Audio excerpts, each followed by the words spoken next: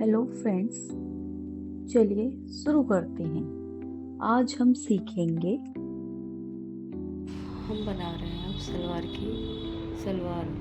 सलवार के लिए बनाने के लिए सबसे पहले हम उसकी बेल्ट रेडी करेंगे। जितनी भी जोड़ हमने डाले हैं उसके अंदर कटिंग करी है, हमारी जितना फैब्रिक था उसमें कम पड़ा है, उसको हम स्टिच कर लेंगे आपस में स्टिच करने के बाद उसके ऊपर पलट के एक टॉप स्टिच जरूर लगाएंगे। टॉप स्टिच लगाने के बाद में हमें जो जो जहाँ पर हम नाड़ा डालने के लिए नेफा बनाते हैं ना, नेफा बनाने के लिए हमें उसे फैब्रिक को एक साथ लेकर उस पर डबल सिलाई लगाने के बाद उसको सिलाई को बीच से इस तरीके से फैला, कपड़ा आधा इधर और आधा इधर, उसके ऊपर भी हम एक सिलाई लगा लेंगे।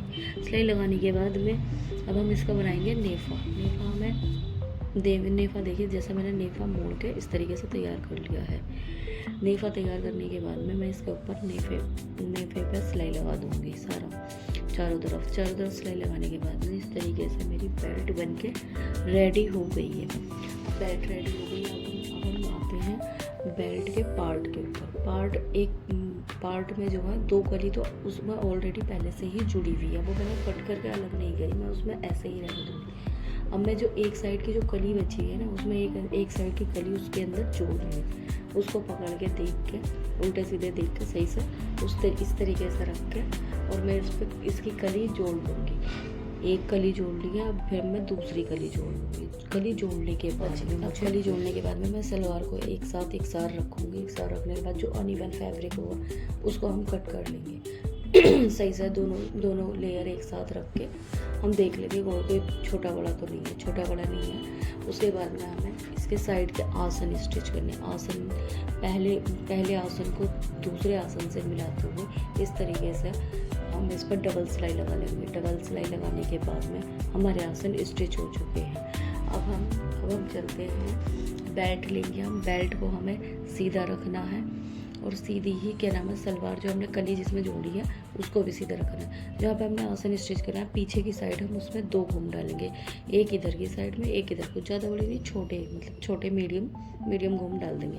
मीडियम घूम डालने के बाद में मैंने फ्रंट पार्ट में पिन से छोटे घूम बना लिए हैं। घूम को अटैच कर लिया है पिन की सहायता से। ये देखिए मैंने इस तरीके से घूम बना कर रेडी कर लिया। अब मैं इसके ऊपर स्टिच लगा दूँगी। स्टिच लगाने के बाद एक स्टिच लगा दूँगी, फिर उसके बाद मैं उसके पलट के टॉप स्टिच लगा दूँगी। इस तरीके से मेरी बेल्ट और मेरे घूम अच्छे से आसानी से जुड़ चुके हैं।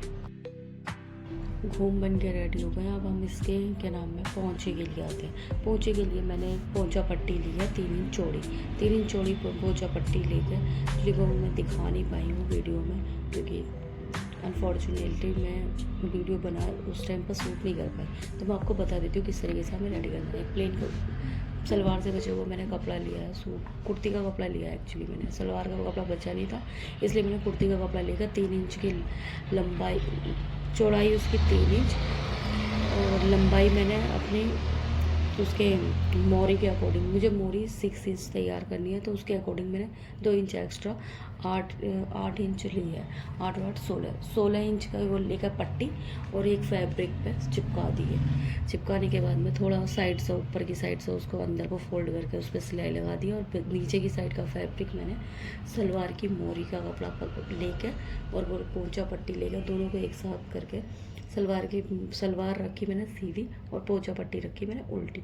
इस तरीके से मैंने सिलाई लगा कर इसको पलट के इसमें 3 4 सिलाइयाँ लगा ली हैं सीधी मैंने इसमें कोई डिज़ाइनिंग की, क्योंकि कपड़े पे प्रिंट है तो इसमें डिज़ाइनिंग कुछ ज़्यादा दिखेगी नहीं, तो मैंने सिंपल सी रख के 4 5 सिलाई लगा के उसको बंद कर दिया है। और उसके बाद में इसको मैं पलट के 6 इंच तैयार रखनी है, तो मुझे 6 इंच मैंने रख के तैयार करके मैंने उसको तैयार करके उसकी लास्ट स्टिचिंग जो रह गई है वो फिनिश कर ली है। फिनिश करने के बाद फाइनल लुक मेरी सलवार का ये रहा।